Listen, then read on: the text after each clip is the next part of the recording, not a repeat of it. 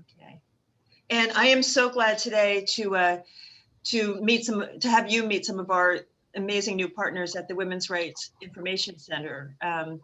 We discovered them through Tony Mauriello is this wonderful volunteer who works with the SCORE program that many of you might know. They do free tutoring for small business mentorship and things. So Tony's wife, Valerie, is with us today. And I was so glad that Tony made the connection with the center today. So very grateful to meet all of you and big things to happen in the future, I'm sure. So basically today I am going to, and also Jan Sprance. Jan is the technology instructor and career counselor. Is that correct at the center? Okay. So Jan and I have been working together and with Lisa Maurer to put this series together and pull in all of the experts on these different topics. So it's just great for us to have people who really know specifically what they're talking about with these topics. So you know, we after this session, and we just really want to hear more of your comments and input in terms of what you'd like to see in the future as well. So I'm going to have Jan say hello, and then we're going to introduce Lisa Maurer, who will tell you a little bit about the center, and then introduce our two speakers for the transferable skills. So Jan, welcome, and thank you all for coming. Thank you, Roberta, for having us, and we're excited to be working with the Ridgewood Library, Ridgewood Public Library.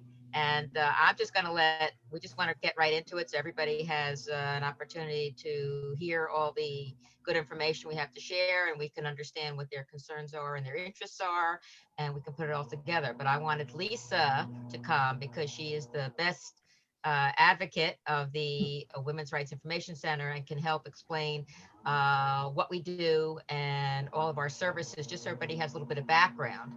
And then we'll get into all of the transferable skills and job readiness issues. Okay, so good morning, everyone, and thank you for coming. This is really an exciting partnership. I think what we've discovered along the way is certainly no one agency can do this alone. So there's strength in numbers. So the more opportunity that we have to partner with places like the Ridgewood Public Library and all of the county agencies, we really get an opportunity to get our word out there. And it's really, really important to me.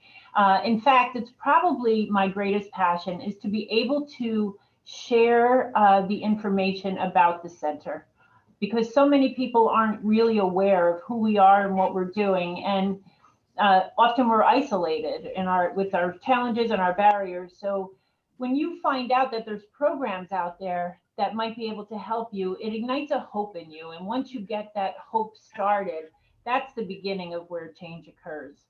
So I just want to say again, thank you. And thank you for all of you that are here today. And hopefully this will be the beginning of our journey together. And we start, you know, we have Valerie and Sue and Barbara, wonderful volunteers. And I have to say that the Women's Center could not do what we do without the generosity and the time and the talent of these wonderful volunteers. So much of what we are able to provide to the community rests on the shoulders of volunteers, and sometimes they don't get enough acknowledgement. So a heartfelt thank you to all of you for being on board with this initiative. So I'll just talk, you know, I won't talk too much, but I do want to tell you that the Women's Rights Information Center is a full service agency serving all of Bergen County. We also service individuals outside of Bergen County. Sometimes we meet barriers when it comes to things like social services, but we are a referral and a resource hub. And giving you that information and connecting you to the people that you need is really a very important tool that we can provide.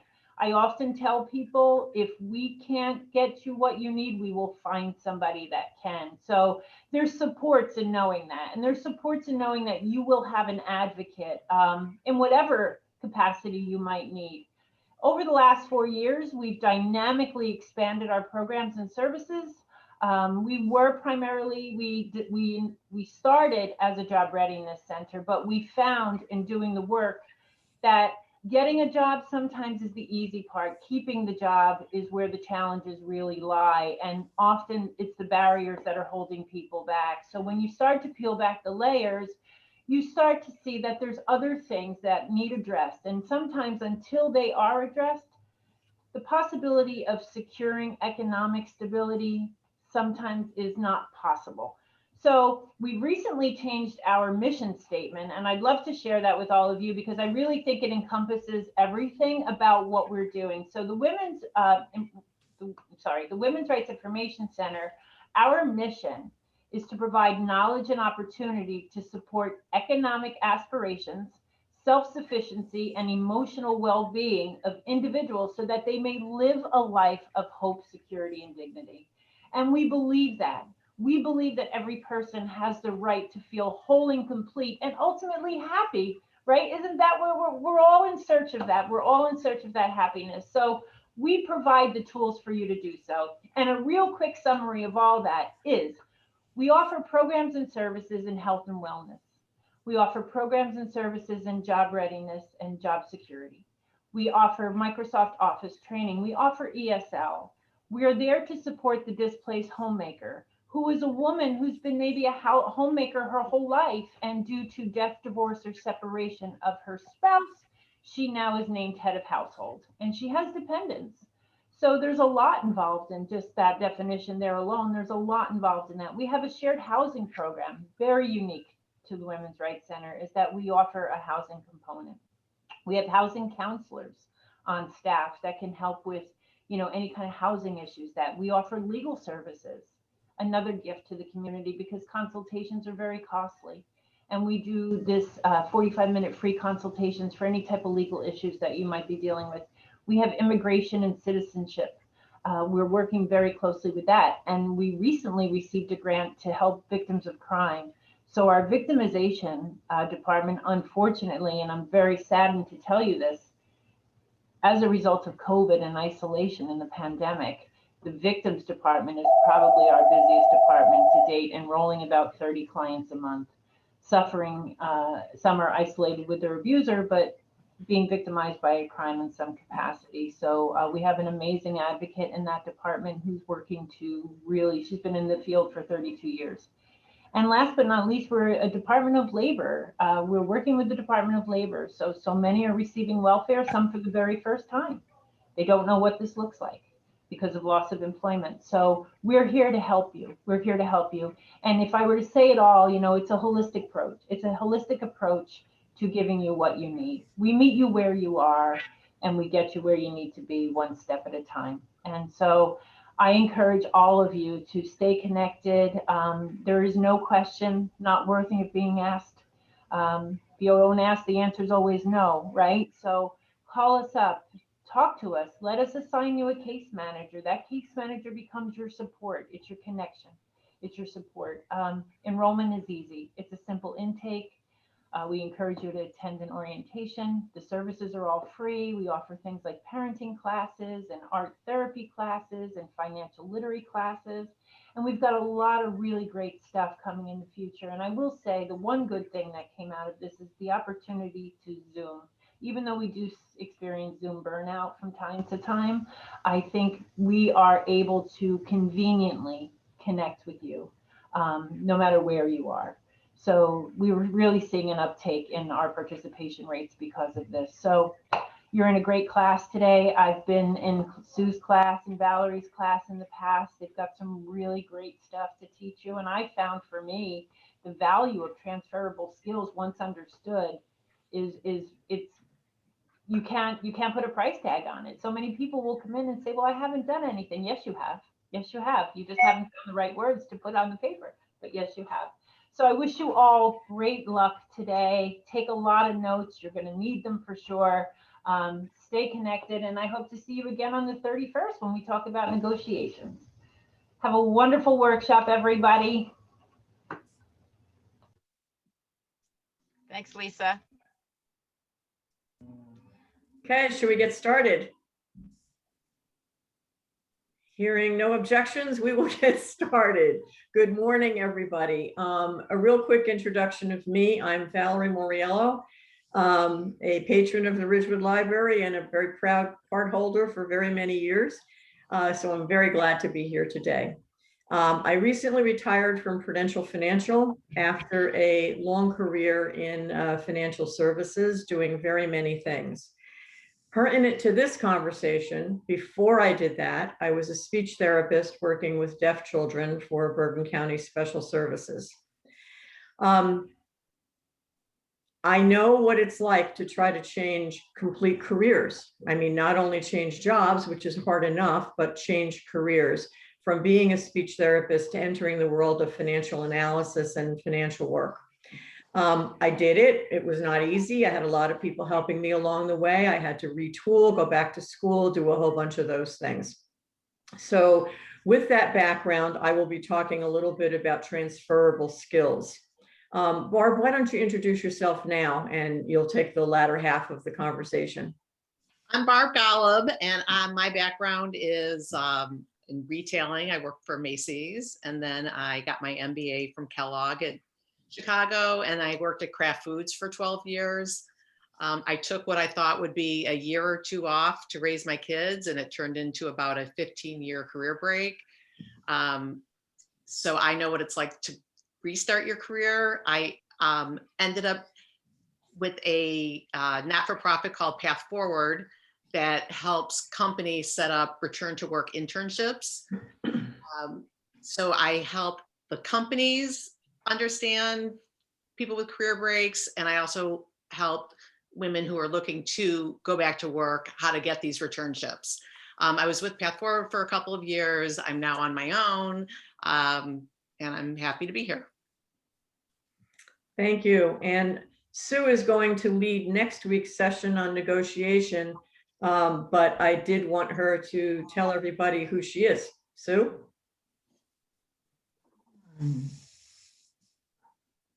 Sue, you're still muted. Okay, I'm Sue Kanrich. I live in Fort Lee, where I'm an active user of the Fort Lee Public Library, a big proponent of public libraries. I came to the Women's Center a number of years ago when I retired, and I guess this is year 6, and started to teach the job readiness course, the ABCs of how to get a job. And it's how to get a job, how to put together so that you feel confident doing it. And transferable skills are a big part of it. And next week we'll do a session on negotiation, which some of you may say, oh, I hate negotiating. Others may say, okay, I like it. Let me learn how to do it better. In any case, it's a skill we all need and we use. And I thank you for inviting us from the Women's Rights and Information Center to become part of the lecture series for the Ridgewood Public Library. And I'm going to turn it back to Barb and Valerie for today. Thank you, Sue. It's a little weird to look at a screen that has all people's names on it and very few faces, but I'm not going to bother you about it because I do the same thing when I'm on Zoom. The video gets a little wearing after a while, so I will not bother you. However, what Barb and I wanted to do was to ask each of you why you signed up for this session.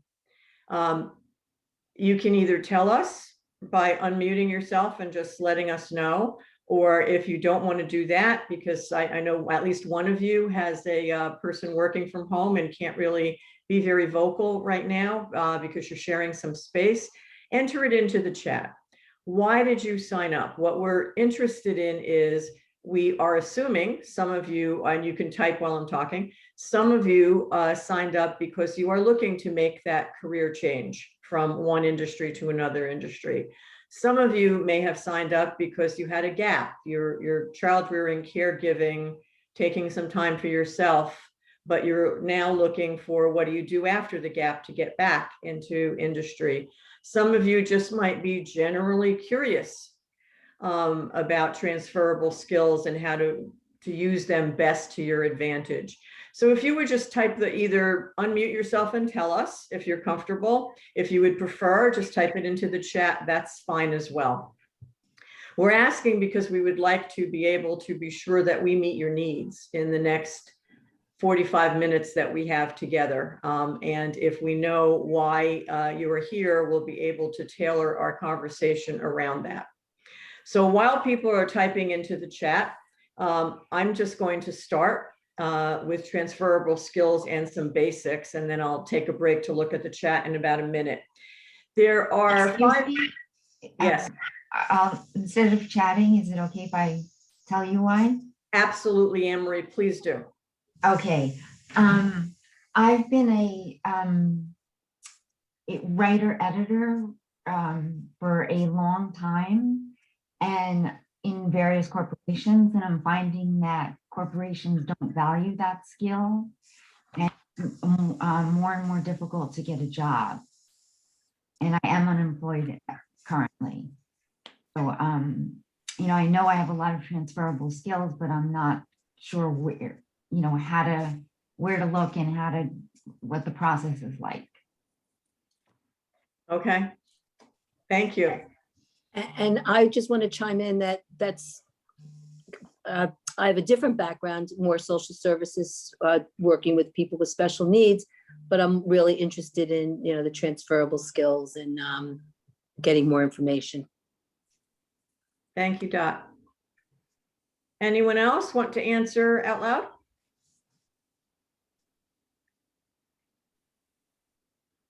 Okay, thank you very much. We will try to hit on those things. In general, when we talk about transferable skills, I think you'll get some really good ideas. And Anne Marie, I will do it now. I will talk specifically. There are corporations who are extremely interested in the skill set of writing.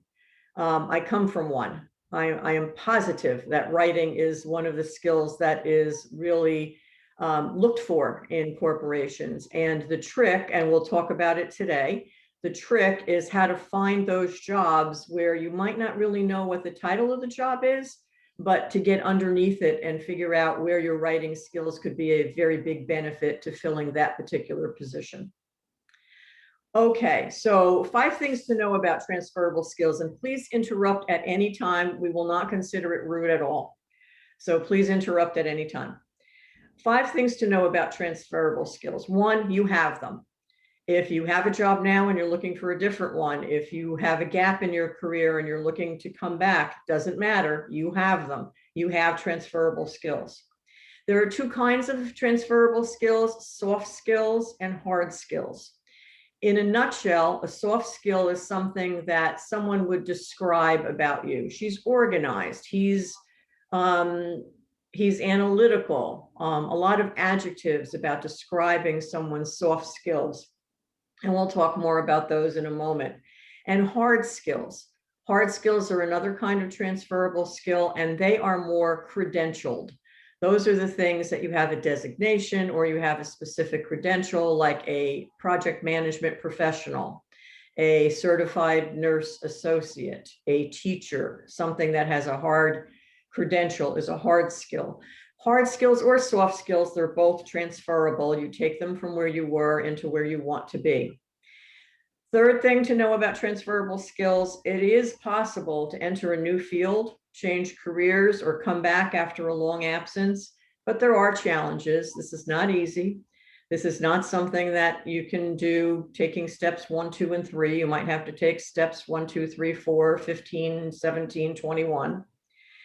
Those of us with no work experience outside the home or with a significant gap still have transferable skills. We need to be a little bit clever about how we describe them, but they are there. Your volunteer work, your work at home, your work in organizations like parent organizations, your church or synagogue or place of worship. All of those things bring you the skills which are then transferable to other places. And last thing to know about transferable skills are stories and examples help others see what our transferable skills are. It would not be wise of me to say, I'm organized. Soft skill, told you that already, but I'm organized.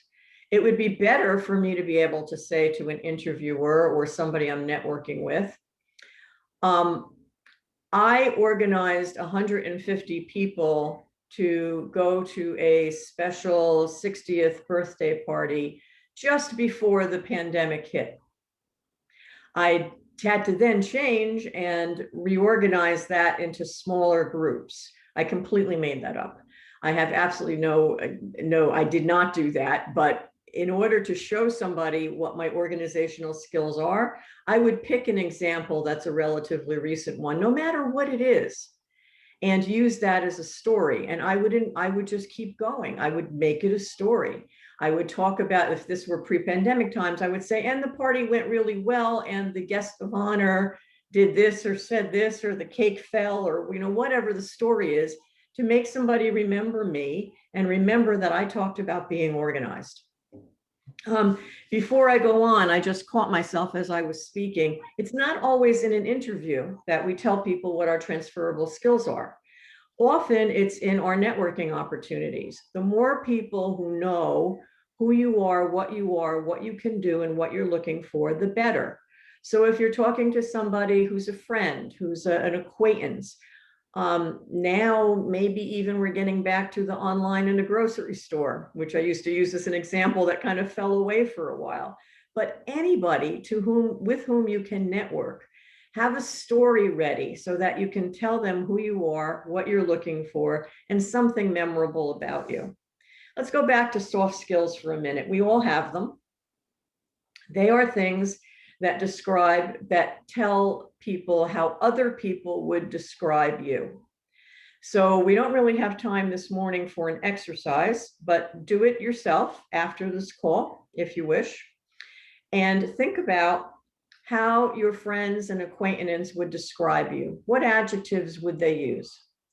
Would they say that you are dependable, responsible, you have empathy, you're organized, you're disciplined, you're an analytical thinker? Our friends talk about us all the time. We ask them, how would you describe me?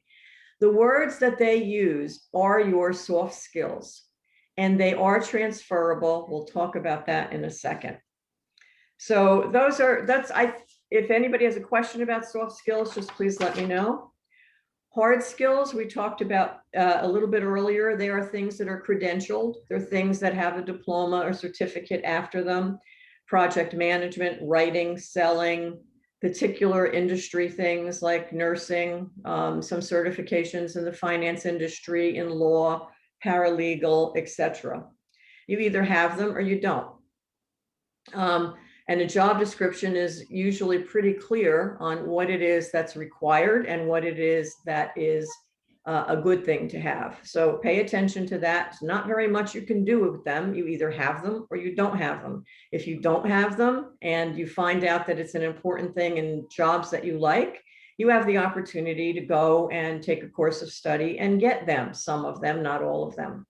But if you have hard skills that are credentialed, even if you don't think that they are appropriate for the job that you are looking for, or pertinent or relevant for the job that you're looking for, you can still list them because it shows that you did the course of study, did the things you needed to do, and it just makes you a little bit different. Let me just check chat for 2 seconds.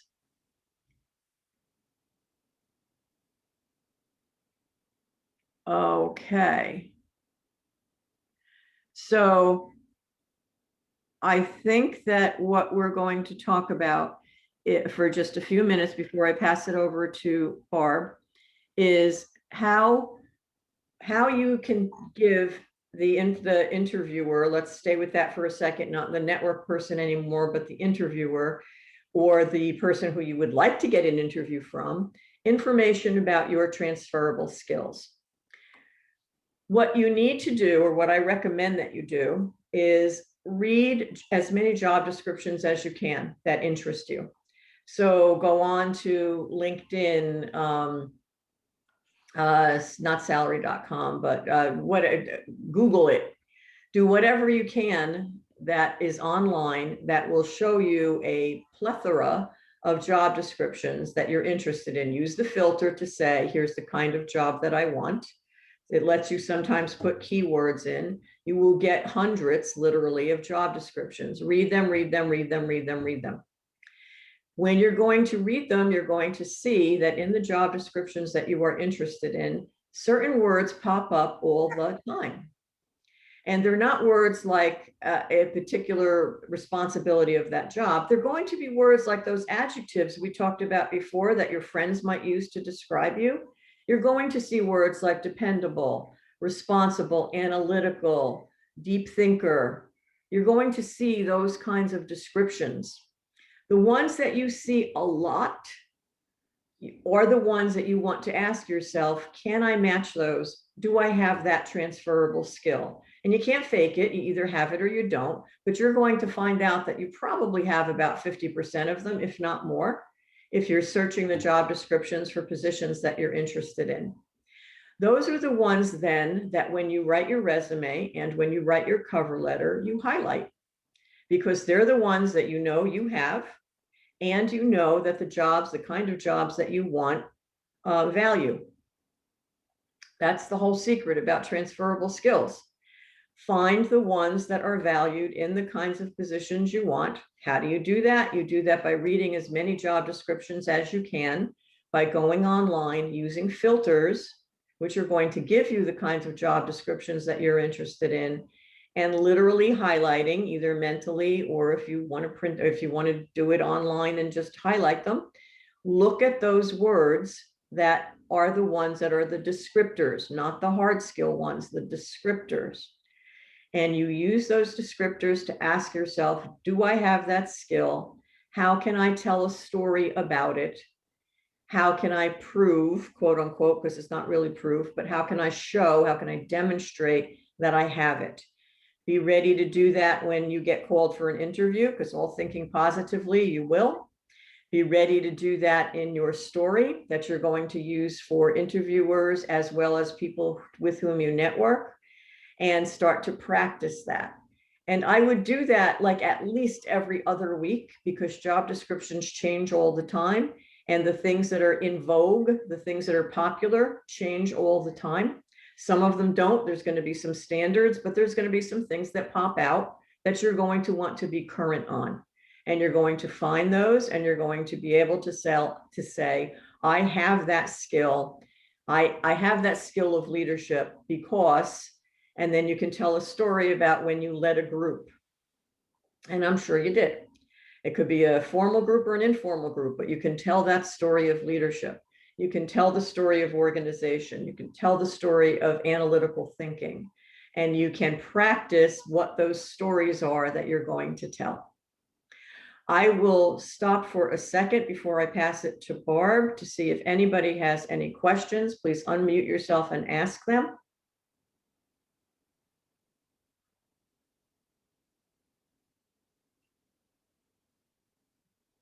Okay, hearing none. Barb, take it away. Hi, everyone. I'm just going to build on what Valerie said. A couple of you mentioned that you have a gap in your resume. I think the most important thing when you do have a gap in your resume, that you've taken time off for caregiving, for your children, or maybe an ailing parent or a spouse, is to be positive about that gap. Don't try to hide it. Don't apologize for it. You can position it as, being grateful that you were able to have the opportunity to do this. If you got laid off and it took a while to get a new job, you can talk about what you've done, if you've done any volunteer work or taking any classes or trying to improve your skills. So just really keep it more in the positive light. The other thing is that companies are a lot more forgiving these days than they used to be about people with gaps in their resume. So it's not something that is unheard of if they haven't seen, whether your gap is 2 years, 5 years, 7 years, 9 years, 15 plus years. It's how you use that time to improve yourself or to add value. If you are looking to go back to work, if you don't have a LinkedIn profile, you should. You need one. LinkedIn, I'm assuming everyone's familiar with LinkedIn. There are a lot of tutorials that LinkedIn has about how to do your LinkedIn profile. It's basically a moving document, so you can always be adding to it. You can, at first glance, just take your resume and sort of copy that and put that in LinkedIn. Make sure you have a picture of yourself on LinkedIn. Most people do, some people don't. It's really important to have a picture. It doesn't have to be a professionally done picture, but just make sure it's professional. It's representing you.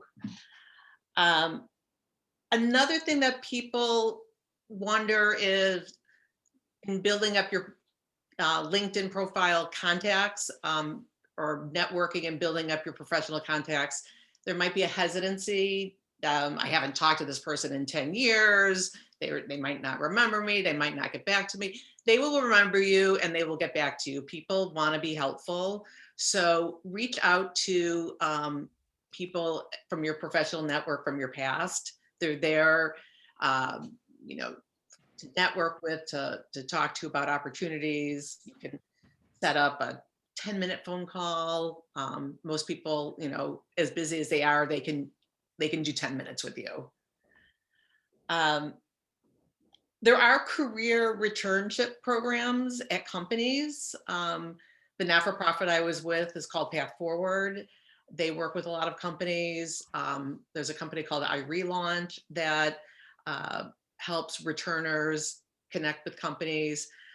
You can just look up return to work internships. It's really a nice way to get back to work on a trial basis because it's an internship, you know, similar to the college internships that we all did way back when. It's a chance for you to try out the company. It's a chance for the company to try you out. And that's a nice way to sort of ease back into work.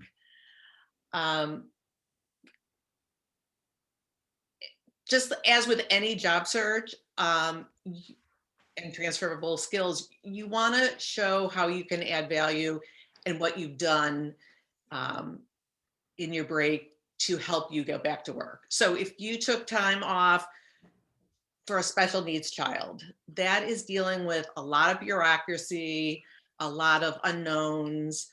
Sometimes you have to make decisions quickly, and they're important decisions. That's a story you can tell, that if you were able to take a lot of information, dissect it down, and come up with an answer and move on it, that's what a company's looking for. So you can take a lot of sort of home or caregiving stories and turn them into kind of like business stories. The other thing you want to make sure you do is just, you know, update yourself. If you're looking to go back to work, you know, try to update your wardrobe. Again, that's why LinkedIn is important, because it looks a little old-fashioned if you A, don't have a LinkedIn profile, or B, don't have your picture on LinkedIn. Those are the broad strokes of trying to go back to work after a career break. And it really depends, you know, if you've only been out for 2 years, that's really not a long break at all. Don't even worry about that. If it's, you know, kind of 5, 8+ years, that's where you have to really try to develop your story of what you did during your time off and how it can help a company. So I'm going to stop there to see if there's any questions. I know a couple of you mentioned about career gaps.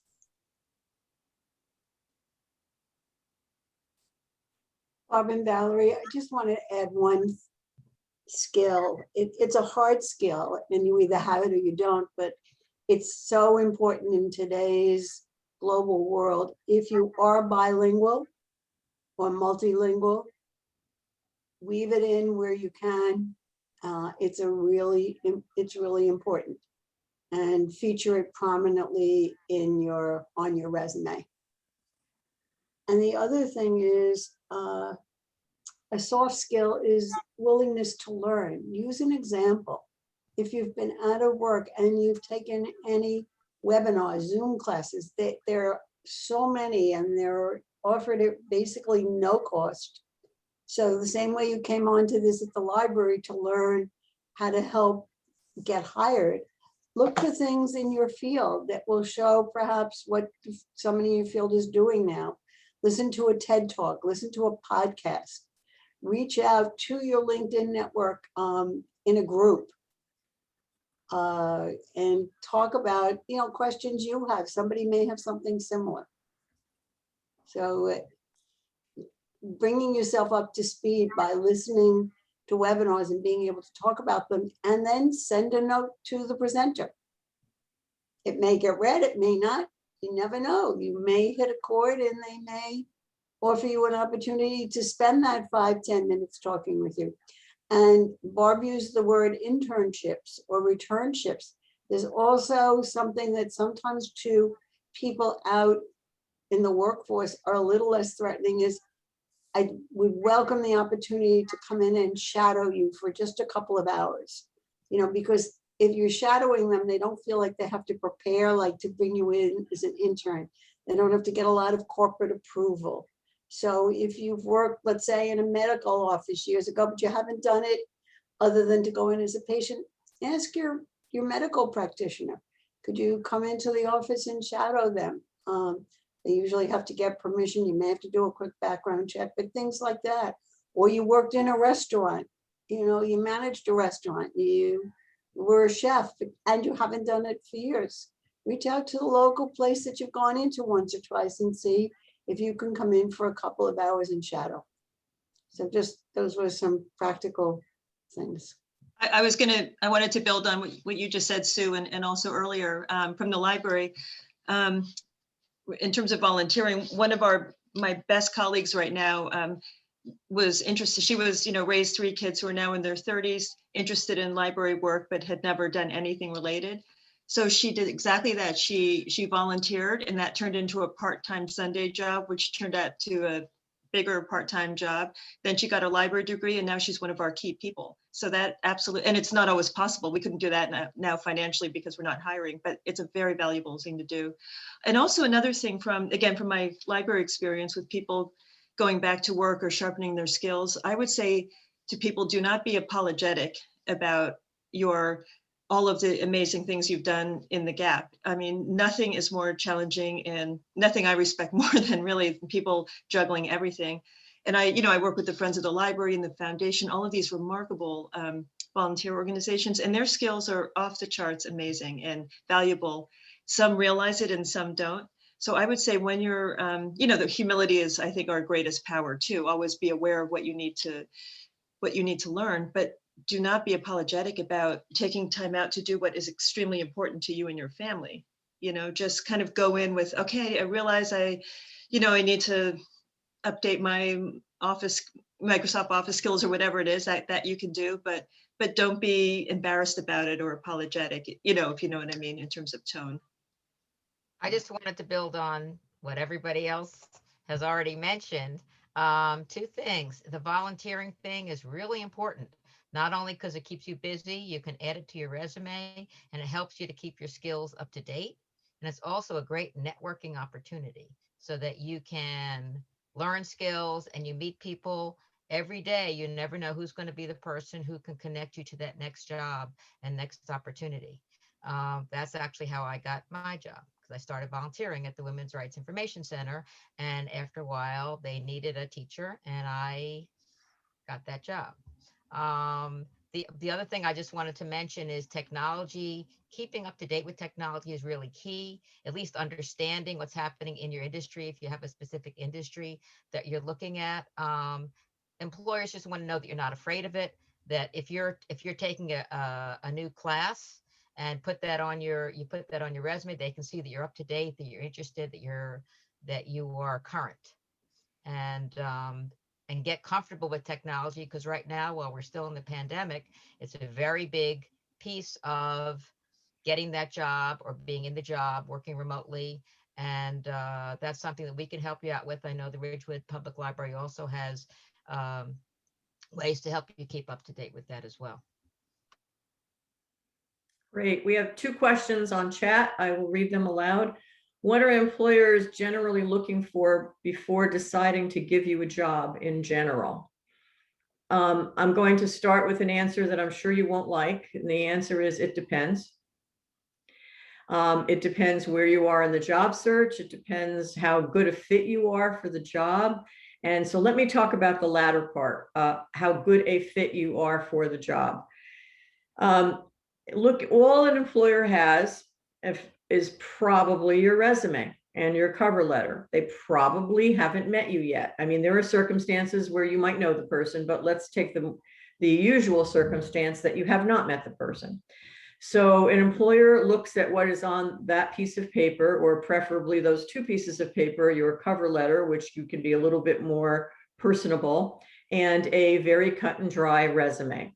And what they're looking for is, does this person, based on what I'm looking at, because that's all I know, does this person have the skill set that will be required for success in the job that I have? Will this person be successful? And the way that you answer that question is, do they match the qualifications of the job? Some hard skills, many more soft skills. That will tell an employer, yes, I want to talk to the person. And then you go further along in the job search and you get the interview. If there are, I'm completely making this up, if there are 100 people who have the same qualifications, the same soft skills, look like they're going to be successful in that job, I, as an employer, I'm not going to interview 100 people. So then I'm going to start to do priorities, and I'm going to start to do comparisons, and I'm going to say, well, who has more experience, or who has experience that's closer to the particular assignment I will have for them. And you start to cull down the list a little bit so that you have a more reasonable group of people to interview. That would be an actual lucky thing for an employer. Most of the time, you don't get 100 that have a good skill set match that will set them up for success in the job. You have a little bit fewer. So sorry, but the answer to the question is, of what are employers generally looking for before deciding to give you a job, is it depends. It depends on the employer. It depends on where you are in the job search. It depends on how hard that job is to fill. If it's a more general job, you look for different things. If it's a very, very specific job, of course, you're looking for people who have that very specific skill set. Another question that was on chat: how do I tell an employer that I'm still involved in caregiving without it sounding like I'm not going to be a committed employee? That is a fantastic question, and I'm going to let Barb take it first. That's a tough one, because as much as you want to be positive and put everything in a positive light, there is still bias against people who have caregiving responsibilities. So to the extent that you can not focus on that necessarily, and kind of related to the first question, what are people looking, what are employers generally looking for? They're looking for people to come in and help them solve problems, do projects, make their lives easier, do what the company expects. So that's really where you want to focus more, especially in a first interview, is talk about how you can come in and add value, stories that have shown your past success and how it can translate to this current position. I think, people understand that people have caregiving responsibilities. So I just don't think it's something that you want to be worried about or dwell on, unless it's really going to be difficult for you to do the position, in which case you might want to hold off on going for until you really can devote the time that you have for it. So I don't know, whoever asked that question, if there's a follow-up question, Carol, feel free to ask. Sue, did you have something to add? Yeah, if we go back to the person that asked, what are employers generally looking for before deciding to give you a job? I think that's a two-part question. One is, what do you need to show a potential employer so that you get invited to interview, you get invited to start the process? And one, it's such a simple thing. And I used to get so frustrated when I get applications and it would become apparent that they hadn't read the job description. you know, they were talking about the things that they've done and things they were looking for, but it had nothing to do with what I wrote in the ad was needed in order to do this. So make sure that you highlight in your resume the things that they're asking in the job description, and that you address it head on in the cover letter. And I don't know if we'll have time to talk about cover letters, but we can help you individually with that. And then once you get an offer, then we'll talk about that next week as part of negotiation. Because the first step is to get invited into an interview. The second step is to do well on the interview process so you get an offer. And until you get that offer, you don't have a lot of decisions to make. And we'll leave that for next week because we will spend a lot of time discussing that. So do make sure if you're applying online or you're mailing in an application, that what you say is truthful and it matches what the company is advertising that they want and need and are looking for. I'm going to build on something that Sue is saying, also in terms of applying for jobs. There's always a lot of requirements. And I think research shows that men will apply for jobs at a much higher rate if they don't meet all the qualifications than women. So there's an encouragement to, you know, still apply for the job. I think a lot of hiring managers list all these requirements out, knowing that there's not somebody who meets every single one. But if you meet, you know, many of them, 60%, 70%, that's fine. So don't shy away from applying for a job because of that. I will add to what Barb just said, and I'm also reacting to another comment on the chat, that a person is not available to work on evenings and weekends because of caregiving. You have to know your limits. You have to be realistic about what works for you. And as Barb said earlier, make no excuses. These are decisions that we each make about what's important in our lives. And if not working weekends and evenings is important in our lives because of the decision that we make about caregiving and where we prioritize that in our lives, that is your reality. That's your priority. So my recommendation is don't waste your time applying for jobs that require that you're going to work weekends and evenings, because you have decided, and you should decide one time, you have decided that that is not going to work for you. Don't beat yourself up by deciding every single time you're going to, am I going to send this resume? Not going to send this resume. It says I have to work on Saturdays and Sundays. I don't want to do that. Gee, should I send it? Do it one time. Decide what your values are, what your priorities are, what's important to you, and then don't continually beat yourself up. There's no apology. It's your decision. It's your priority set, and own it, value it. That's a valuable thing that you have. And somebody said today is equal pay day. Oh my goodness, it took this long. This is March. Oh my goodness. We're still not getting paid equally though, necessarily. It took until March for women to get paid. Oh my goodness. Okay, well, I guess at one time it may have been June or July. So we take the small victories that we can get. Job search is not easy. I started out by talking about that especially if you're coming back after a gap or you're making a career change, it's probably not steps 1, 2, and 3. It's steps 1 through 30 something. It's not easy. We dropped a couple of nuggets in the past hour. We talked about networking just a little bit. We talked about informational interviews. We mentioned doing your research, looking at job search boards, reading to figure out what's new. We talked about being current, especially with technology. We talked about updating your skills, your wardrobe, your hairstyle, everything to make sure that you are current, that you appear current. There's a lot more about job search. I mean, that oversimplifies it. It's something that needs to be done as a method, procedural, step by step by step. And it is not fast and it is not easy, but it is doable. It will have a positive ending.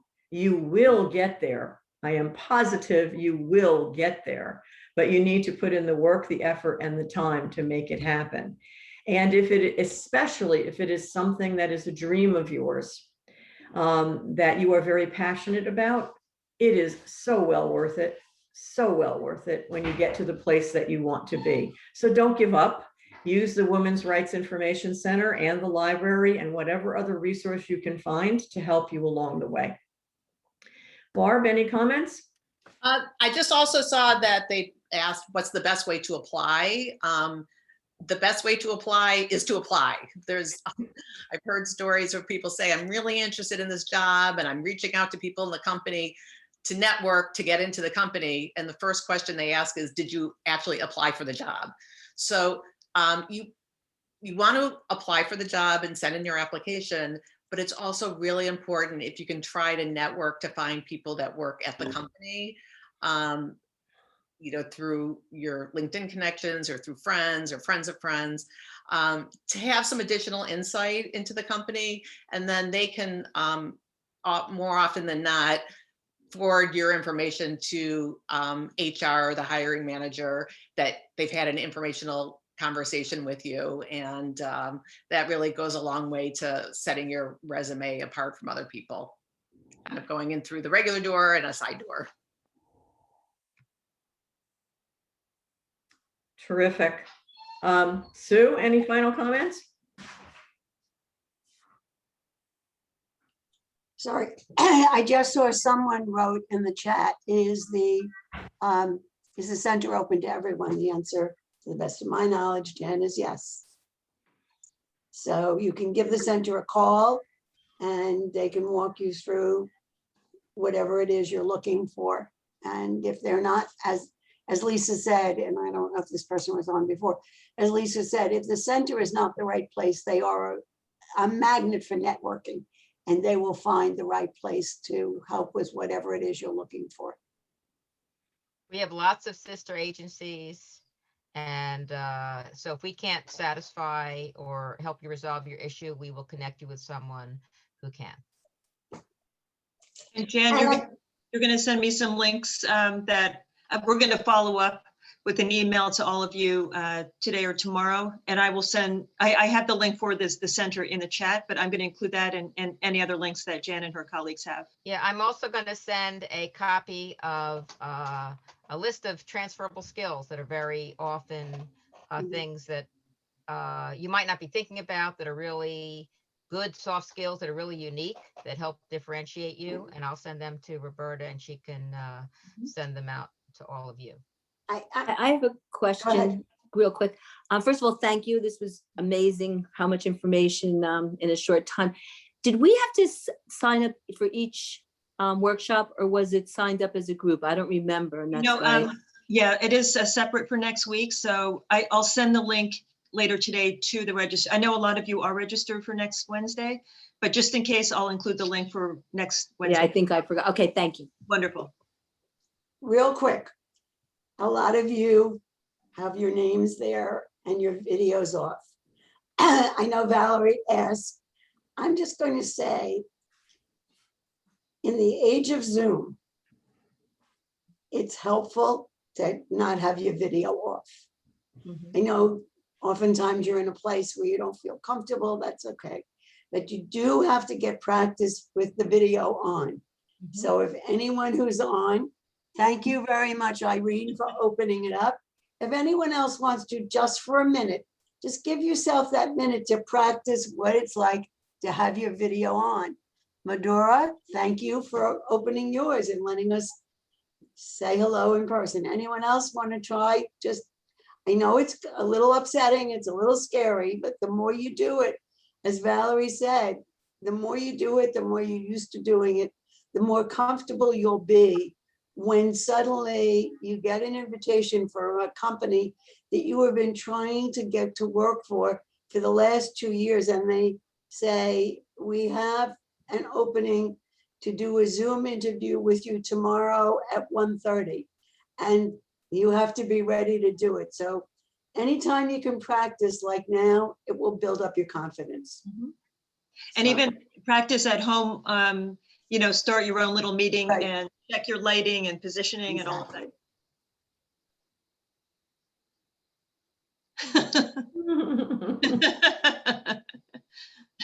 Make sure you're not on mute. I read. right.